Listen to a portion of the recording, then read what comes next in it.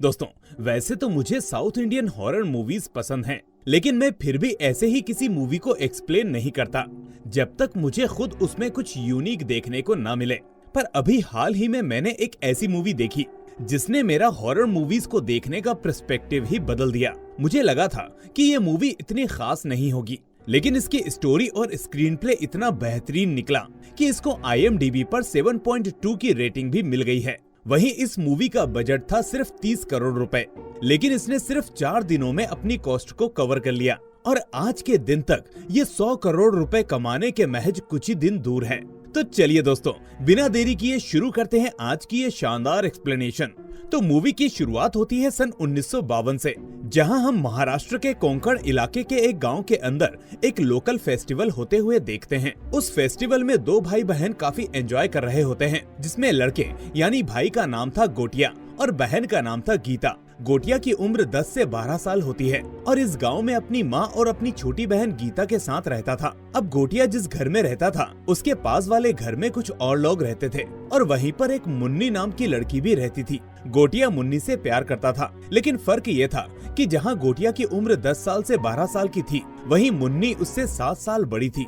लेकिन वो इस चीज को नहीं समझता था और चाहता था कि उसकी शादी मुन्नी से हो जाए, जबकि मुन्नी को भी गोटिया की इस बात के बारे में कुछ भी पता नहीं होता। इस बीच एक दिन मुन्नी के घर वाले उसकी शादी कहीं और फिक्स कर देते हैं। फिर शादी के दिन गुस्से में गोटिया दूल्हे के खाने में चूहे मारने वाला जहर डाल देता है। हालांकि उस खाने से दूल्हा तो बच जाता है, लेकिन इस बारे में बाकी सबको पता चल जाता है और जैसे ही ये बात गोटिया की माँ को पता चलती है, वैसे ही वो गोटिया को पकड़ के अपने घर में लाती है और उसको मारने के लिए एक बड़ा सा चाबुक निकाल लेती है। वो उस चाबुक से गोटिया को बहुत मारती है और यहाँ पर हम ये भी देखते हैं कि वैसे तो गोटिया किसी से नहीं डरता, लेकिन उसे अपनी माँ के चाबुक से बहुत डर लगता था। हालांकि उसी दिन मुन्नी की शादी हो जाती है और वहीं पर जो गोटिया की माँ होती हैं, वो उसी दिन गोटिया का मुंडन भी करवा देती हैं। लेकिन इसके बाद हम देखते हैं कि मुन्नी की शादी के बाद भी गोटिया अभी भी मुन्नी से शादी करने के बारे में सोचता रहता है। इसलिए वो एक दिन ये फैसला करता है कि वो मुन्नी को हासिल करने के लिए काला जादू करेगा और काला जादू करके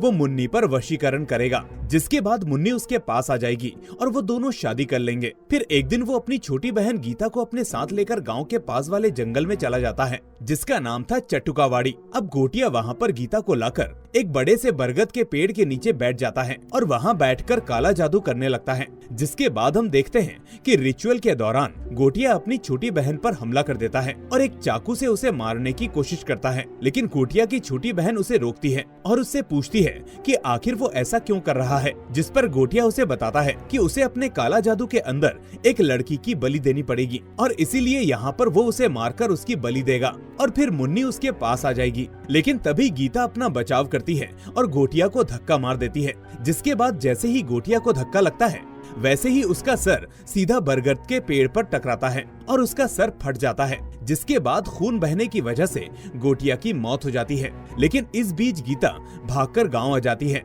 और अपनी मां के साथ साथ सारे गांव वालों को वहां पर ले जाती है जहां गोटिया मरा पड़ा था।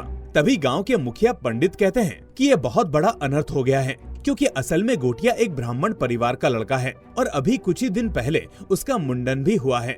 गोटिया का मुंडन हुए 10 दिन भी पूरे नहीं हुए हैं और यहाँ पर गोटिया की अकाल मृत्यु हो गई है। पंडित बताते हैं कि अब गोटिया मरने के बाद एक ब्रह्म राक्षस बनने वाला है और हो सकता है कि ब्रह्म राक्षस बनने के बाद वो गांव वालों का बुरा भी करे, इसलिए उन सबको गोटिया को यहीं पर रोकना होगा। इसके बाद गांव वाले गोटिया को उसी पेड़ के नीचे दफना देते हैं और दफनाने के बाद सारे मुख्य पंडित मंत्रों का इस्तेमाल करके उस पूरे पेड़ को बांध देते हैं, ताकि गोटिया उस पेड़ से कहीं भी दूर ना जा सके और उसकी आत्मा, जो कि ब्रह्म राक्षस बन चुकी है, वो हमेशा के लिए वहाँ पर कैद होकर रह जाए। यहाँ हमें बताया जाता है कि जिस हालत में गोटिया मरा है, उस हालत में मरने वाले को मुंजा कहते हैं। इसका मतलब अब गोटिया एक मुंजिया बन चुका है। खैर, अब इसके बाद कई साल बीत जाते हैं और हम सीधा पुणे शहर को देखते हैं, जहां हमारी मुलाकात होती है बिट्टू नाम के एक लड़के से, जो पुणे में अपनी मां पम्मी और ग्रैंड मदर अज्जी के साथ रहता है। हमें पता चलता है कि बिट्टू के फादर की कई साल पहले ही मौत हो चुकी है और उसकी मां पम्मी एक ब्यूटी पार्लर चलाती हैं, जिससे परिवार का खर्चा चलता है। हम देखते हैं कि बिट्टू की एक बचपन की दोस्त होती है जिसका नाम होता है बेला, और बेला उसके पास वाले घर में ही रहती है, यानी दोनों बचपन से साथ बड़े हुए हैं और एक दूसरे को काफी अच्छे से जानते हैं। फिर एक दिन बेला बिट्टू से मिलने आती है और वो बिट्टू को अपने बॉयफ्रेंड कूबा से मिलवाती है, जो कि एक अंग्रेज होता है। लेकिन बिट्टू को बेला के बॉयफ्रेंड से मिलकर खुशी नहीं होती, क्योंकि असल में बिट्टू मन ही मन बेला से प्यार करता था, लेकिन उसने कभी बेला से ये बात बोली नहीं थी। बिट्टू का मन अपनी माँ के काम में ही लगता था, इसलिए उसने मेकअप करियर के लिए एप्लीकेशन भी दिया था, जिसे एक्सेप्ट भी कर लिया गया था। अब वो अपनी माँ से फॉरेन भेजने की जिद करता है, लेकिन पम्मी कहती है कि तुम अभी छोटे हो और वैसे भी वो यहाँ अकेली रह जाएगी। हम देखते हैं कि बिट्टू का एक फ्रेंड भी है जिसका नाम स्पिलबर्ग है और वो वीडियो मेकिंग का काम करता है। इस बीच हम नोटिस करते हैं कि बिट्टू को चटुकावाड़ी जंगल से किसी की आवाज बार बार आती रहती है और विजन्स आते रहते हैं, और वो इस सब से परेशान सा रहता है, क्योंकि ये सब उसके साथ बचपन से हो रहा था और वो ये सब इग्नोर किए जा रहा था। अब बेला एक जुम्बा क्लासेस ओपन करती है जिसका नाम कुबेला होता है और बिट्टू और स्पिलबर्ग उसमें उसकी पूरी हेल्प करते हैं। लेकिन इस बीच कुबा बेला को प्रपोज कर देता है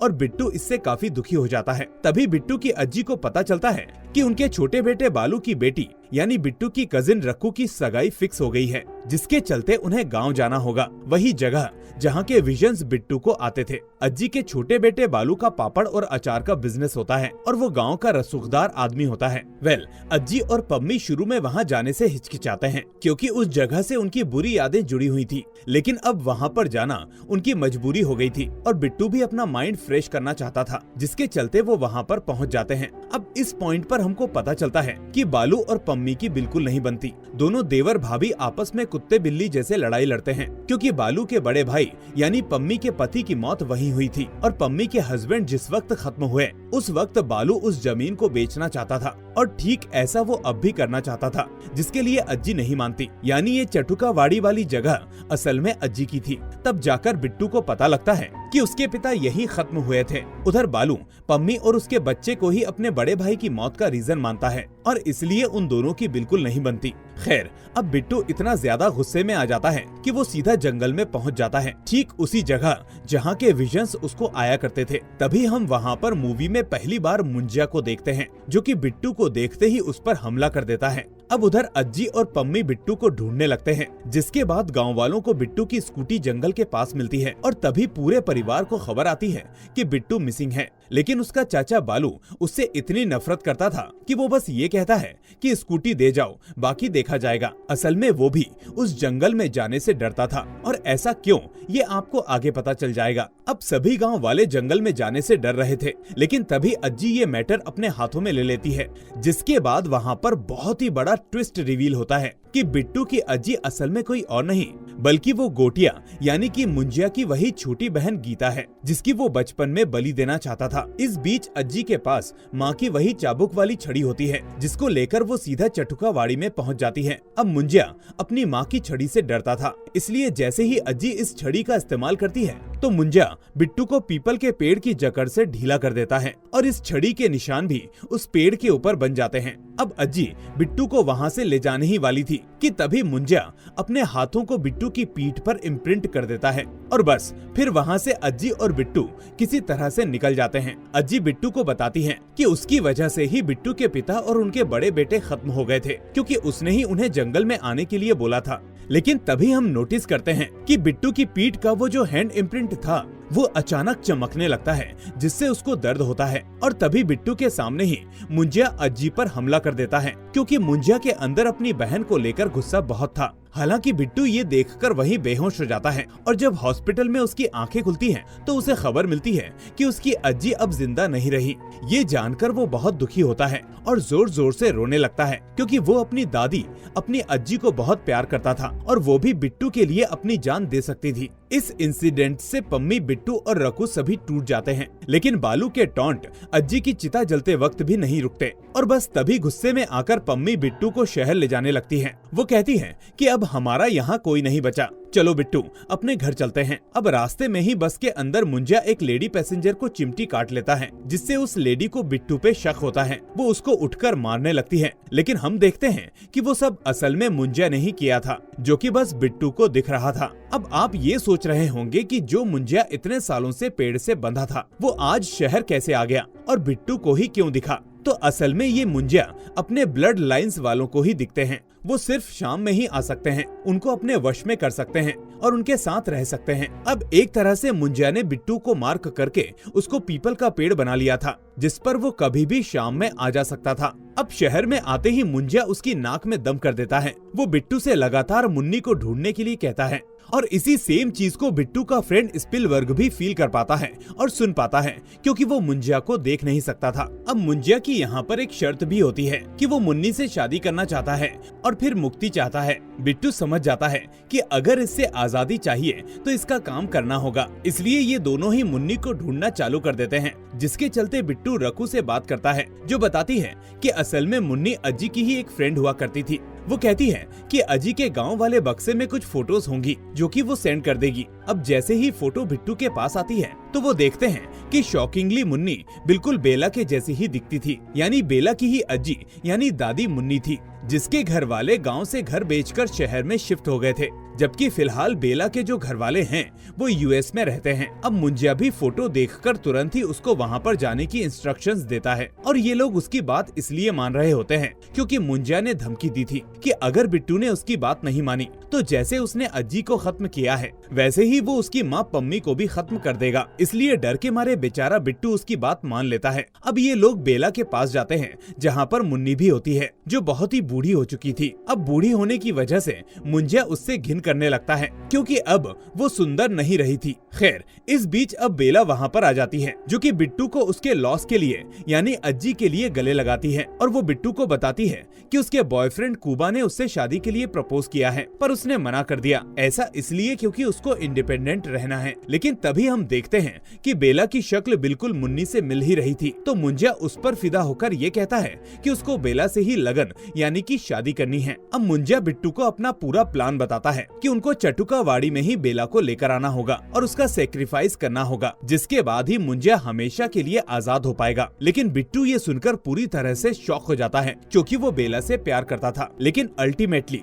उसको इस बात के लिए मानना पड़ता है क्योंकि उसकी माँ की जान खतरे में थी। खैर, अब ये दोनों सीधे जाते हैं एक घोस्ट हंटर के पास जिसका नाम था प्रभाकर यानी अपना कटप्पा भाई। अब जैसे ही स्पिलबर्ग प्रभाकर को बिट्टू की पीठ पर मुंजिया का हैंड इम्प्रिंट दिखाता है तो प्रभाकर तुरंत ही बोलता है कि मैं पहले 4 मुंजिया को हरा चुका हूँ, इसलिए इसमें कोई दिक्कत की बात नहीं है। प्रभाकर कहता है कि इसका सिर्फ एक तरीका है, जिस लड़की से उसको शादी करनी है उसको लेकर वहीं जाना होगा जहाँ पर मुंजिया को बांधा गया था। उसके बाद उसको शादी करने के लिए किसी फिजिकल फॉर्म में ही आना पड़ता है, जो कि होती है एक बकरी, और ये बात मुंजिया खुद से तुम्हें कभी नहीं बताएगा। अब उसी मोमेंट पर जब वो उस फॉर्म में हो और अगर बकरी को मारा जाए तो मुंजिया भी खत्म हो जाएगा। प्रभाकर का कहना था कि ये सब काम तो हो जाएगा, लेकिन लड़की को मनाने का काम तुम सबको करना होगा। तभी गांव में हम नोटिस करते हैं कि रकू की सगाई टूट गई थी क्योंकि अज्जी के देहांत के चलते अब शादी नहीं हो सकती थी। और सबसे बड़ी बात ये थी कि यहाँ पर जो स्पिलबर्ग होता है वो अब रकू को पसंद करने लगता है। अब रकू, बिट्टू और स्पिलबर्ग आपस में बात करते हैं और फाइनली डिसाइड करते हैं कि वो लोग बेला को वहाँ पर उसके जुम्बा क्लासेस के शूट के बहाने लेकर जाएंगे और मुंजिया का खात्मा कर देंगे। फाइनली इस बारे में सभी को पता चल जाता है और अब इस काम को करने पम्मी, प्रभाकर, बेला, बिट्टू और स्पिलबर्ग समेत सभी लोग वहाँ पर पहुँच जाते हैं। अब रकू के नाम गाँव वाला घर था और बिट्टू के नाम शहर वाला, इसलिए बालू भी यहाँ पर कुछ नहीं कर पाता और उन सभी को वो मजबूरी में रहने देता है। खैर, बेला का शूट वगैरह काफी अच्छे से होता है और फिर बिट्टू और बेला साथ में बैठे होते हैं जहाँ पर बेला कुबा से ब्रेकअप करने वाली थी, लेकिन कुबा वहीं पर आ जाता है और बेला से माफी मांगने लगता है और कहता है कि वो उसको आजादी देने के लिए रेडी था, जिसके बाद बेला भी उसकी बात मान जाती है और दोनों के बीच पैचअप हो जाता है। इस बीच जब कुबा बेला को किस करने की कोशिश करता है तो उसी वक्त शाम होने को थी, तो मुंजिया आकर कुबा को ले जाता है और उसको घायल कर देता है, जिसके चलते उसको क्लिनिक ले जाना पड़ता है। वहाँ पर डॉक्टर बताते हैं कि किसी जानवर ने कुबा को इस तरह से काटा है कि कुबा अब कभी बाप नहीं बन पाएगा, लेकिन हम जानते हैं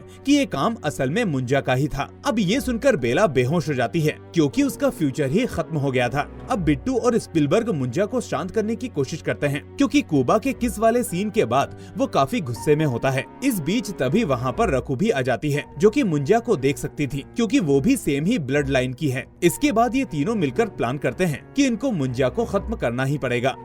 अब प्रभाकर इनको सब बताता है कि इनको एक बकरी लानी पड़ेगी जिसके माथे पर एक स्पेशल चिन्ह बनाकर मंत्र पढ़ने होंगे और मुंजिया को बकरी के शरीर में आमंत्रित करना होगा और ये साइन सिर्फ बिट्टू के खून से ही बनेगा, जो कि होता है एक Z और उसके बीच में एक और लाइन। लेकिन इस साइन को बनाने में कोई भी गलती नहीं करनी है और ना ही किसी और के शरीर पर या माथे पर ये बनाना है, वरना बहुत बड़ी गड़बड़ हो जाएगी। खैर, अब ये सब लोग एक बकरी लाते हैं और बेला को दारू पिलाकर वहाँ वाले पीपल के पेड़ के नीचे ले आते हैं और मुंजिया इनको प्रभाकर वाली इंस्ट्रक्शंस ही देता है, यानी कि उसने अभी तक इनको कुछ भी नहीं बताया था। इसके बाद मुंजिया बकरी के रूप में आ जाता है, लेकिन एक गड़बड़ हो जाती है। नशे में होने की वजह से बेला ने अपने माथे पर वो सेम साइन बना दिया था, जिसके चलते अब मुंजिया बकरी से निकलकर बेला के अंदर चला जाता है, जबकि बकरी के अंदर बेला की आत्मा चली जाती है, यानी कि यहाँ पर आत्माएं स्विच हो गई थी। अब ये लोग उस बकरी यानी बेला को अपने साथ ले जाने लगते हैं और इस बीच बालू उसे बकरी समझकर अपने साथ ले जाता है ताकि वो उसका गोश्त खा सके। अब ये लोग घर आ जाते हैं